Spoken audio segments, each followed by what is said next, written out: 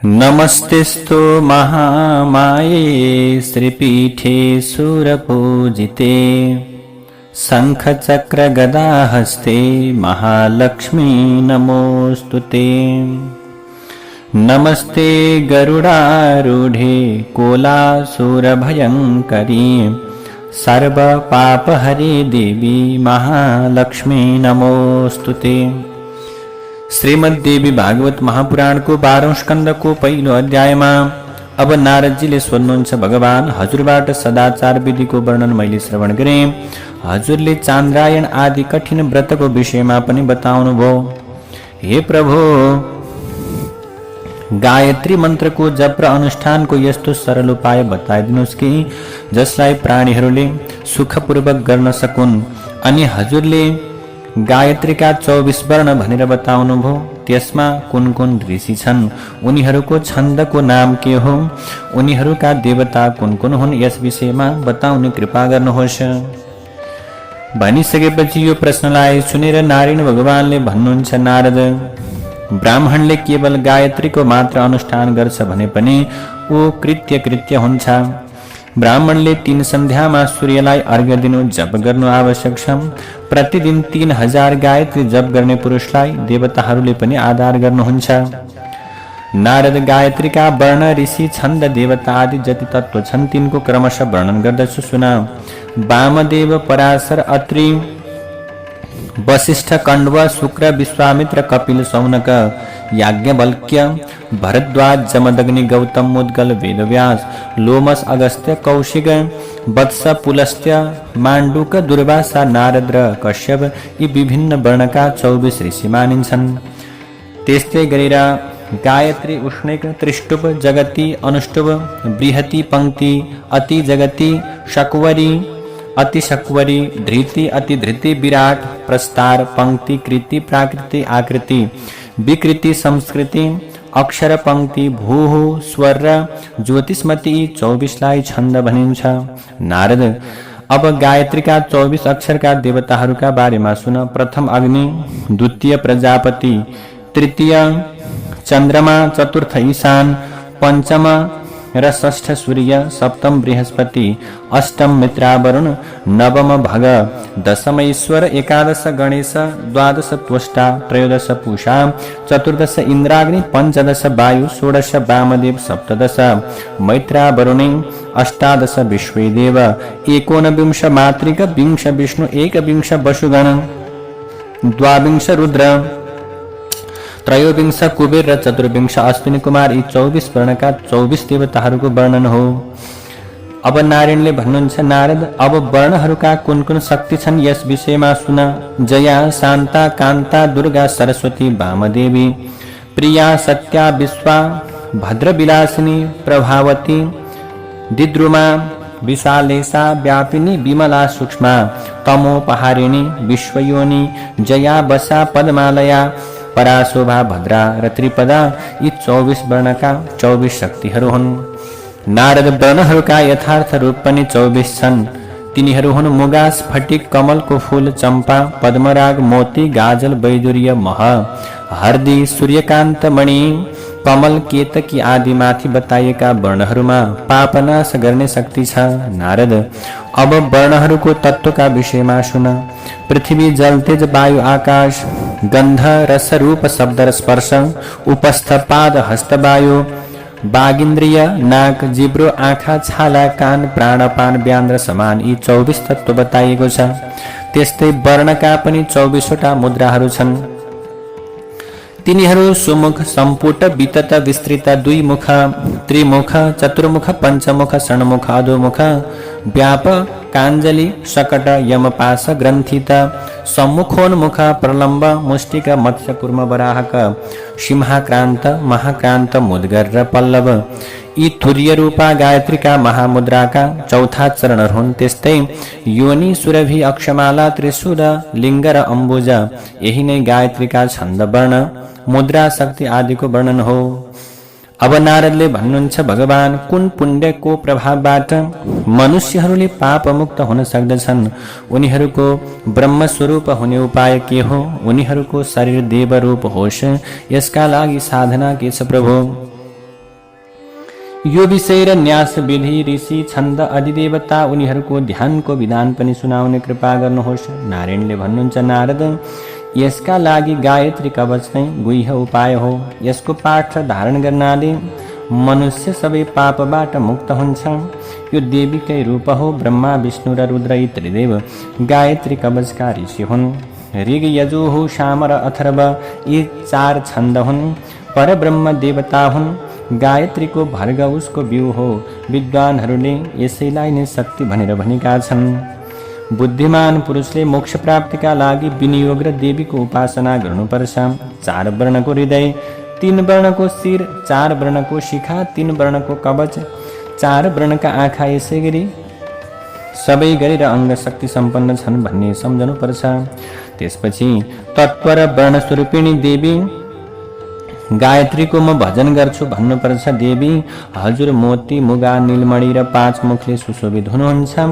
हजुरले हातमा वरमुद्रा, अङ्कुश, पास, शुभ्र कपाल, डोरी, शङ्ख, चक्र, 2 कमल धारण गर्नुभएको छ भनेर देवीलाई सम्झेर ध्यान गर्नुपर्छ। गायत्री पूर्वतः पातु, सावित्री पातु दक्षिणे, ब्रह्म सन्ध्या तुमे पश्चात् उत्तरायाम सरस्वती। त्यसपछि पूर्वमा गायत्रीले, दक्षिणमा सावित्रीले, पश्चिममा ब्रह्म सन्ध्या र उत्तरमा सरस्वतीले मेरो रक्षा गरून् भनेर भन्नुपर्दछ। रुद्र रूप धारण गर्ने भगवती रुद्रायणीले ईशान कोणमा मेरो रक्षा गरून्। भगवती भुवनेश्वरीले 10 दिशामा मेरो सम्पूर्ण अङ्गको रक्षा गरून्। तत्पदमा पाउको, सवितुहुबाट जङ्घाको, वरेण्यमबाट कटिको, भर्गहबाट नाभिको, देवस्यबाट हृदयको, धीमहिबाट दुवै कपोलको, दियहबाट आँखाको, यहबाट ललाटको, नहबाट शिरको, प्रचोदयातबाट शिखाको रक्षा गरून् भनेर भन्नुपर्दछ। त्यस्तै गरेर अब यसमा तत् शिरको अनि स ललाटको, बी दुवै नेत्रको, तु दुवै कपोलको, ब दुवै नाकको प्वालको, रे मुखको, णी माथिको ओठको, य तलको ओठको, भ मुखको मध्य भागको, गो चिउडाको, दे कण्ठको, व काँधको, स दाहिने हातको, धी बायाँ हातको, म हृदयको, ही पेटको, धी नाभिको, यो कम्मरको, यो गुह्य अनि अङ्गको, नह छातीको, प्र घुँडाको, चो जङ्गाको, द गुल्फको, या दुवै खुट्टाको, त मेरा सम्पूर्ण अङ्गको गायत्री देवीले रक्षा गरून् भनेर प्रार्थना गर्नुपर्छ। भगवतीको यो कवचले सयौं बाधालाई हटाइदिन्छ। यो मोक्षदायक पनि छ। यसको आश्रय लिने पुरुष सम्पूर्ण पापबाट मुक्त भएर उसले परब्रह्म पद प्राप्त गर्दछ। यसलाई पढेमा सुनेमा मात्रै पनि 1000 गोदान गरी बराबरको फलको प्राप्ति हुन्छ। अब नारदजीले भन्नुहुन्छ, भगवान हजुर यस जगतका भूत भविष्यतका स्वामी हुनुहुन्छ। मलाई गायत्रीको हृदय के हो यस विषयमा ज्ञान दिने कृपा गर्नुहोस्, जसको धारणा गर्दा गायत्री जपबाट प्राप्त हुने सबै पुण्य सहजै प्राप्त हुन्छ। नारायणले भन्नुहुन्छ, नारद, गायत्री हृदयको प्रसङ्ग अथर्ववेदमा प्रष्ट रूपमा वर्णन गरिएको छ। त्यही नै प्रसङ्ग म तिमीलाई सुनाउनेछु।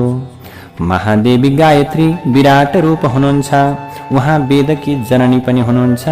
उहाँको ध्यान गरेपछि अङ्गमा अरू देवताहरूको पनि ध्यान गर्नुपर्दछ। देवीमा एक तत्त्वको भावना राख्नु पर्दछ। देवीको र आफ्नो रूपमा पृथक भेद भावना गर्नु हुँदैन। इष्टदेवमा अभेद सम्पादनका लागि अङ्ग न्यास गर्नु परम आवश्यक हुन्छ। यसै गरेर गायत्री हृदयका लागि म नारायण स्वयं ऋषि कहिन्छु। गायत्री छन्द हो। भगवती यसकी इष्टदेव हुनुहुन्छ। त्यसै कारण एकान्त स्थानमा आसनमा बसेर ममा चित्त एकाग्र गरेर गायत्रीको ध्यान गरेर अङ्गन्यास गर्नुपर्दछ। 1 संवत्सर जसको 1 पल छ, जसको आज्ञाले सूर्य र चन्द्रमाले दिन र रातलाई विभाजन गर्दछन्, यस्तै दिव्य परम पूज्य गायत्रीको म शरण पर्दछु, शरण ग्रहण गर्दछु भन्नुपर्छ। गायत्री मन्त्रको जप गर्ने पुरुष अवाच्य भाषणबाट, अभक्ष भक्षणबाट, अभोज्य भोजनबाट, अचोष्य चोषणबाट, असाध्य साधनबाट र पङ्क्ति दूषणबाट, त्यस्तै असत्य वचनबाट पनि कहिले अपवित्र हुन सक्दैन। जसले गायत्री हृदयको अध्ययन गर्छ उसलाई 1000 यज्ञ गरे बराबरको फल प्राप्त हुन्छ। 60,000 गायत्री जपबाट जति फल प्राप्त हुन्छ त्यति नै फल दिने यो गायत्री हृदय छ। गायत्री अनुष्ठान गर्दा 8 ब्राह्मणलाई वर्ण गर्नुपर्छ। जसले प्रतिदिन गायत्रीको अध्ययन गर्छ उसका सम्पूर्ण पाप भस्म हुन्छन्। ऊ ब्रह्मलोकमा प्रतिष्ठित हुन्छ। यो अमर वाणी नारायण भगवानको हो। नारदले भन्नुहुन्छ, भगवान अब मलाई गायत्रीको प्रार्थना सुनाउने कृपा गर्नुहोस्। भगवानले भन्नुहुन्छ, आदिशक्ति जगन्माताले सधैँ भक्तमाथि कृपा गर्नुहुन्छ। तसर्थ भगवतीको प्रार्थना गर्दै भन्नुपर्छ, हे देवी हजुर नै सन्ध्या, गायत्री, सरस्वती, ब्राह्मी, वैष्णवी र रौद्री हुनुहुन्छ। रातो, सेतो र कालो यी हजुरका रूप हुन्। हे देवी प्रातर्बाला च मध्याह्ने यौवनस्था भवेत् पुनः वृद्धाशायां भगवती चिन्त्यते मुनिभिः सदा। हजुर प्रातःकालमा बाल्यावस्था, मध्याह्नमा युवावस्था र सायङ्कालमा वृद्धावस्थाबाट युक्त हुनुहुन्छ। मुनिहरूले हजुरका रूपहरूको यसरी चिन्तन गर्दछन्। हे देवी प्रातःकालमा हजुरको वाहन हंस, मध्याह्नमा गरुड, सायङ्कालमा वृषभ रहन्छ। हजुर अन्तरिक्षमा विराजमान भएर यजुर्वेदको पाठ गर्नुहुन्छ। भूमण्डलमा भ्रमण गर्दा मुखबाट सामवेदको उच्चारण गर्नुहुन्छ। देवताहरूमाथि कृपा गर्न ब्रह्मलोकमा रहनुहुन्छ। सप्तऋषिलाई पनि हजुरले प्रसन्न गर्नुहुन्छ। हजुर वरदातामा कुशल महामाया हुनुहुन्छ। शिवशक्तिको हात, नेत्र, अश्रु, स्वेद आदिबाट प्रकट 10 प्रकारकी दुर्गा पनि हजुर नै हुनुहुन्छ। 10 दुर्गा मध्ये वरिण्या, वरदा, वरिष्ठा, वरवर्णिनी, गरिष्ठा, वरारहा, वरारोहा, नीलगंगा, सन्ध्या र मोक्षदायी सबै हजुरकै रूप हुन्। हजुर मर्त्यलोकमा भागीरथी, पातालमा भोगवती र स्वर्गमा मन्दाकिनी नामक रूप धारण गरेर 3 लोकमा निवास गर्नुहुन्छ। हे देवी हजुर भूलोकमा धरित्री रूपमा, भुवरलोकमा वायु शक्ति रूपमा, स्वर्गलोकमा तेजः पुञ्ज रूपमा, महलोकमा महासिद्धि, जनलोकमा जना, तपोलोकमा तपस्वी, सत्यलोकमा सत्यवाक, विष्णुलोकमा कमला, ब्रह्मलोकमा गायत्री, रुद्रलोकमा शङ्करको अर्धाङ्गमा निवास गर्ने भएकी हजुर गौरी नामबाट प्रसिद्ध हुनुहुन्छ। अहम र महतत्व प्रकृति रूपमा पनि हजुर सर्वेश्वरी हुनुहुन्छ। मनुष्यले इच्छाशक्ति, क्रियाशक्ति र ज्ञानशक्ति हजुरको कृपाबाटै प्राप्त गर्दछन्। हे देवी गंगा, यमुना, सरस्वती, विपाशा, सरयू, सिन्धु, नर्मदा, इरावती, गोदावरी तथा देवलोकमा विचरण गर्ने कावेरी, कौशिकी, चन्द्रभागा, सरस्वती, गण्डकी, गोमती आदि नदीहरू पनि हजुरकै रूप हुन्। हजुर सबैको शरीरमा नाडीहरूमा रूपमा के गर्नुहुन्छ? नाडीहरूका रूपमा निवास गर्नुहुन्छ। सबैका रोमकूपमा सर्वव्यापक रूपमा विराजमान रहनुहुन्छ। हे महादेवी त्रिलोकमा भएका जे जति वस्तु छन् सबै हजुरका रूप हुन्। म मोक्ष प्राप्तिका लागि, लक्ष्मी प्राप्तिका लागि हजुरलाई नमस्कार गर्दछु भनेर प्रार्थना गर्नुपर्दछ। सन्ध्याकालमा यस्तो स्तोत्रको पाठ गरेमा प्रचुर पुण्यको प्राप्ति हुन्छ। पुत्रः प्राप्नुयाद पुत्रं धनार्थी धनमाप्नुयाद सर्वतीर्थ तपोदान यज्ञ योग फलम लभिद। जसले यो स्तोत्रको पाठ गर्दछन् उनीहरू सन्तानविहीन छन् भने सन्तान प्राप्ति गर्दछन्। धनको इच्छा गर्ने धनवान हुन्छन्। यसबाट जप तप योग यज्ञ र दानको पुण्य प्राप्त हुन्छ। दीर्घकालसम्म सुख भोग गरेर अन्त्यमा मुक्ति पनि प्राप्ति हुन्छ। जसले यो स्तोत्रलाई स्नान गर्ने समयमा पढ्छन् उसले सन्ध्या वन्दनबाट प्राप्त हुने उत्तम फल प्राप्त गर्दछन्। जसले भक्तिपूर्वक यो स्तोत्रलाई सुन्छन् उसका सबै पाप नाश हुन्छन्। अब नारदले भन्नुहुन्छ, भगवान हजुर अखिल शास्त्रका परगामी हुनुहुन्छ। हजुरको श्रीमुखबाट श्रुतिहरू त्यस्तै गरेर हजुरको मुखबाट श्रुतिहरू, स्मृतिहरू र पुराणहरूको सर्व पापहारी रहस्य मैले सुन्ने मौका पाएँ। भगवान अब मलाई ब्रह्म ज्ञान कसबाट प्राप्त हुन्छ? मोक्षका साधन मध्ये कुन साधन उपयोगी छ? कसको अनुष्ठान गर्नाले ब्राह्मणहरूले संगति प्राप्त गर्न सक्छन्? कसको प्रभावले मृत्यु नजिक आउन सक्दैन?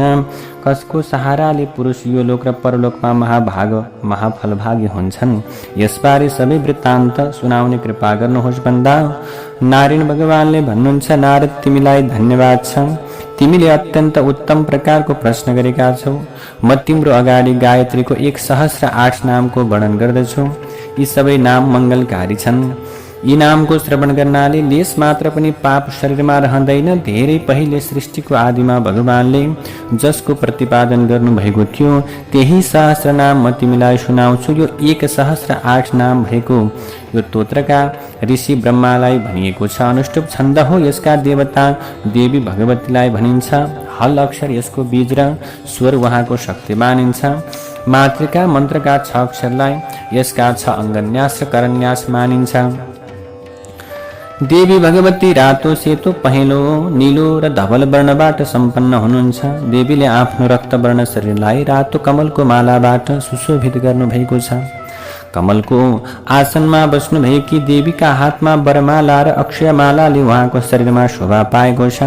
अंशवाहना तथा कुमारी अवस्थाबाट सम्पन्न गायत्री भगवती गायत्रीको म उपासना गर्छु भनेर ज्ञानी मनुष्यले देवीको प्रार्थना गर्नुपर्दछ।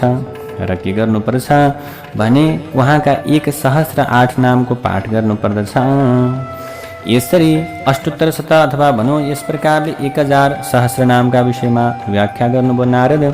भगवतीको गायत्री सहस्र नाम हो। यी नाम सम्पूर्ण पापलाई नाश गर्ने महापुण्यप्रद र प्रचुर सम्पत्तिदायक छ।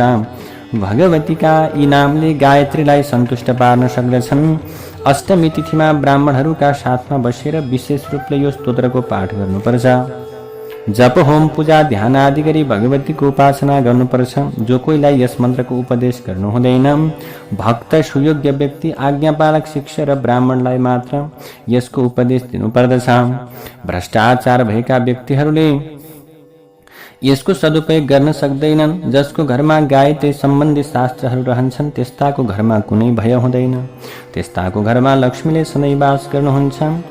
यसरी के छ यो अत्यन्त पुण्यदायी छ भनेर के गर्नुभयो नारायणले भगवान नारदजीलाई व्याख्या गर्नुभयो। अब नारदजीले भन्नुहुन्छ, भगवान मैले गायत्री स्तोत्र र त्यसको महिमाका विषयमा त सुने। अब मलाई गायत्री दीक्षा विधिको उत्तम लक्षण बारे सुनाउनुहोस् भन्दा नारायण भगवानले भन्नुहुन्छ, नारद शिष्ट पुरुषका लागि दीक्षा लिने विधान बताउँदछु सुन। जसद्वारा देवता, अग्नि र गुरु पूजाको अधिकारी बन्न सकिन्छ त्यस्तो पापलाई ध्वंस गर्ने मन्त्रलाई दीक्षा मन्त्र भनिन्छ।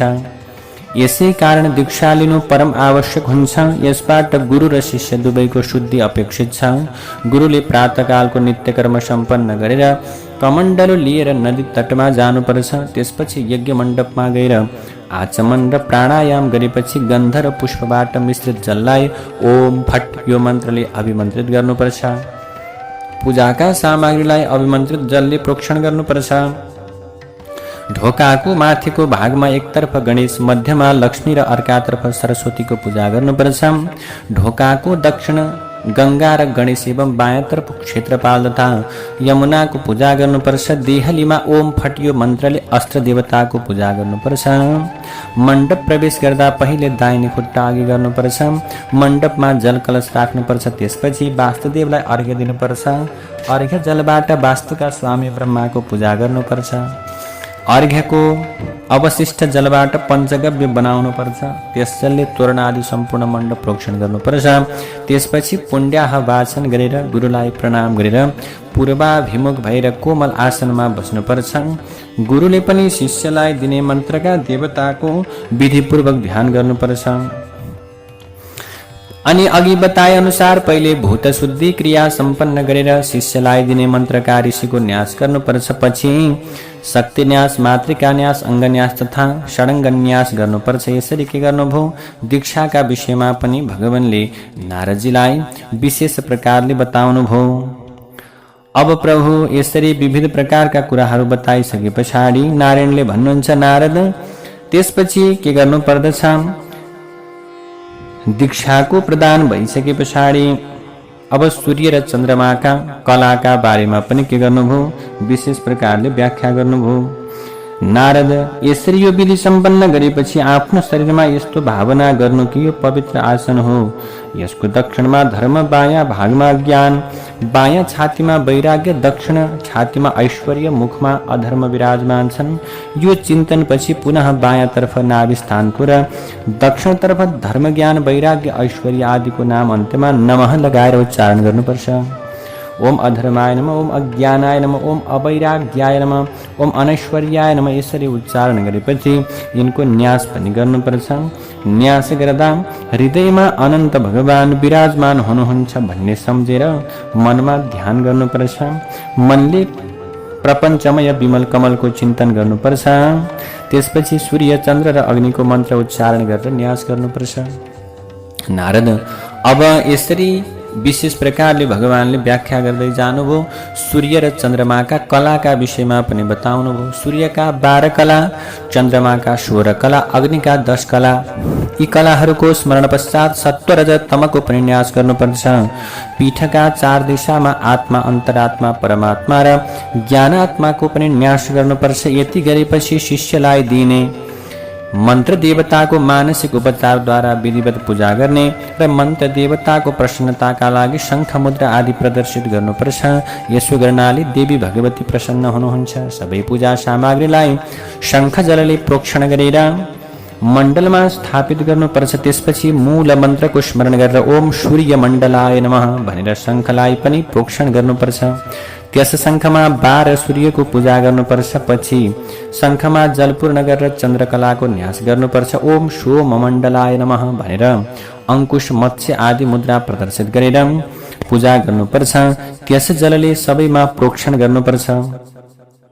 त्यसपछि सर्वतो भद्रमण्डल लेखेर मध्यवेदीमा धान चामल राखेर 27 टुक्रा कुशका पवित्र स्थापित गरेर ओम आधार शक्तये नमः, ओम मूल प्रकृत्यै नमः, ओम कुर्माय नमः, ओम शेषाय नमः, ओम क्षमाय नमः, ओम सुधा सिन्धवे नमः, ओम दुर्गा देवी योग पीठाय नमः यी मन्त्रहरूको उच्चारण गरेर पीठको पूजा गर्नुपर्छ। जल पूर्ण कलशमा पिपल, आँप र बरका पातहरू र पुष्प कलशको मुखमा राख्नु पर्दछ। आवाहन आदि मुद्राद्वारा देवीको ध्यान गर्नुपर्छ। पाउधनका लागि जल, अर्घ्य, आचमन, मधुपर्क, अभ्यङ्ग स्नान आदि देवीलाई अर्पण गर्नुपर्छ। त्यसपछि चन्दन, सक्खर, मधु मिश्रित धूप अर्पण गरेर धूप दीप नैवेद्य अर्पण गर्नुपर्छ। देवीको साङ्ग पूजापछि विश्व देवको पूजा गर्नुपर्छ। पूजापछि दक्षिण दिशातर्फ वेदी बनाएर अग्निस्थापना गर्नुपर्छ। घिउ सहित खीरको 25 पटक व्याहृति मन्त्रले आहुति दिनुपर्छ। आहुति पूर्ण भएपछि अग्नि विसर्जन गर्नुपर्छ। 1000 देवी मन्त्रको जप गर्नुपर्छ। यज्ञ पूर्ण भएपछि शिष्यका साथमा मौन रहेर भोजन गरेर त्यस दिन राति यज्ञ वेदीमै शयन गर्नुपर्छ। अब भगवान नारायणले भन्नुहुन्छ होम कुण्ड र वेदीको संस्कार कसरी गर्नुपर्दछ भने प्रथमतः मूल मन्त्रको उच्चारण गरेर कुण्ड एवं वेदीको निरीक्षण गर्नुपर्छ। ओम फट यो मन्त्रले समिधा आदिको प्रोक्षण गर्नुपर्छ। ओम हुम यो मन्त्रले वेदीमा 3-3 रेखा खिच्नुपर्छ। प्रणव मन्त्र उच्चारण गरेर देवीको सिंहासनको पूजा गर्नुपर्छ। ओम आधार शक्तये नमः बाट आरम्भ गरेर ओम अमुक देवी योग पीठाय नमः सम्म उच्चारण गर्ने पूजा गर्ने। त्यसै पीठमा भगवान शङ्कर र पार्वतीको आह्वान गरेर गन्ध, पुष्प आदिले पूजा र ध्यान गर्नुपर्दछ। यसरी विभिन्न प्रकारले के गर्नुपर्दछ? देवीको पूजा गर्नुपर्दछ। स्थापित अग्निको पूर्व त्रिकोण, षड्कोण, अष्टदल कमल आदि यन्त्र लेखेर त्यसको बीचमा बन्ने मन्त्रले पूजा गर्नुपर्छ। जातवेदा, सप्तजिह्वा, हव्यवाहन, अश्वदर्जन, वैश्वानर, कौमार, तेजा, विश्वमुख र देवमुख यी 8 चाहिँ अग्निका प्रसिद्ध नामहरू छन्। अग्निहरू प्रसिद्ध छन्। यी अग्निको पूजा गर्दा आदिमा ओम र अन्त्यमा नमः स्वाहा शब्द लगाएर 8 दलमा 8 मूर्तिको पूजा गर्नुपर्छ। त्यसपछि स्रुबा र घिउ संस्कार गरेर स्रुबाबाट अग्निमा घिउको हवन गर्नुपर्दछ। प्रणव मन्त्रद्वारा गर्भाधान आदि 8 संस्कारका लागि प्रणवको उच्चारण गरेर घिउको 8 आहुति के गर्नुपर्दछ? दिनुपर्दछ। गर्भाधानम पुंसवनम सीमन्तो नयनम ततः गर्भाधान, पुंसवन, सीमन्तोनयन, जातकर्म, नामकरण, निष्कर्मण, पुंसवन र चूडाव्रत बन्ध यी 8 संस्कार अग्निका गर्नुपर्छ। यी संस्कार पूर्ण गरेर वैदिक संस्कारका लागि घिउको 4-4 आहुति दिनुपर्दछ। महानाम्य, औपनिषद, गोदान र उदवाहक व्रत यी 4 वैदिक संस्कार प्रसिद्ध छन्। होम पूर्ण गरेर शिव पार्वतीको पनि पूजा गरेर विसर्जन गर्नुपर्छ। पछि साधक पुरुषले 5 समिधा हवन गरेर त्यसपछि देय मन्त्रका देवताको आसनको अग्निमा पूजा गर्नुपर्छ। देय मन्त्रका देवताको ध्यान गर्नुपर्छ। त्यसपछि ममा अग्निरद्देय मन्त्र सम्बन्धी देवताको भक्ति अटल बनिरहोस् भन्ने मनमा भावना गरेर आहुति दिनुपर्दछ। आहुतिपछि देवी ममाथि प्रसन्न हुनुहोस् भन्ने भावना मनमा लिनुपर्छ। त्यसपछि देय मन्त्रका देवता पनि ममाथि प्रसन्न हुनुहोस् भन्ने मनमा भावना लिनुपर्छ। त्यसपछि आचार्यले शिष्यलाई कुण्डको नजिक बोलाउनुपर्छ। शिष्य गुरुदेव र अन्य मान्यजनलाई नमस्कार गरेर आसनमा बस्नुपर्छ। गुरुले कृपापूर्ण दृष्टिले शिष्यलाई एकचित्तले हेरेर आफ्नो मनमा शिष्यको चेतना मेरो शरीरमा आएको छ भन्ने भावना गर्नुपर्छ। दृष्टिपछि शिष्यका 6 अध्वाहरूको चिन्तन गर्नुपर्छ। त्यस्तै गरेर अब अध्वाका लागि 8 आहुति दिनुपर्छ। गुरुले पनि मनमा यस्तो भावना गर्नुपर्छ कि मेरो शिष्यको अध्वा अब ब्रह्मलीन भयो। त्यसपछि गुरुले शिष्यको शरीरको भूत शुद्धि गरेर कलशको जलबाट अभिषेक गरेपछि शिष्यले नयाँ वस्त्र धारण गरेर भस्म आदि लगाएर गुरुदेवको नजिकमा गएर बस्नुपर्छ। त्यस समयमा पनि गुरुले मनमा यस्तो भावना गर्नुपर्छ कि मेरो हृदयबाट बाहिर भई भगवती शिवा मेरो यस शिष्यको हृदयमा विराजमान हुनुहुन्छ। यी कार्य सम्पन्न गरेपछि गुरुले शिष्यको शिरमा हात राखेर दाहिने कानमा देवीको महामन्त्र 3 पटक श्रवण गराउनुपर्छ। शिष्यले प्राप्त मन्त्रलाई 108 पटक जप गर्नुपर्छ। गुरुदेवलाई देवरूप सम्झेर दण्डवत प्रणाम गर्नुपर्छ। यो सद्भावना जीवन पर्यन्त कायम राख्नुपर्छ। नारद, मैले तिमीलाई अति उत्तम दीक्षा विधि सुनाए। यही विधि अनुसार वैदिक पुरुषले आफ्नो आफ्नो गृह सूत्रमा बताइए अनुसार नियममा रहेर मन्त्रको उपदेश गर्नुपर्छ। तान्त्रिक मन्त्रलाई तन्त्रको विधिले उपदेश दिनुपर्छ। यो नै सनातन प्रणाली हो जसका लागि जुन जुन प्रयोग निर्धारित छ त्यसै अनुरूप सबैले उपयोग गर्नुपर्छ। नारद, तिमीले प्रश्न गरे अनुसार दीक्षा विधिको विषयमा मैले बताएँ। अब तिमी भगवतीको चरण कमलको नित्य उपासना गर।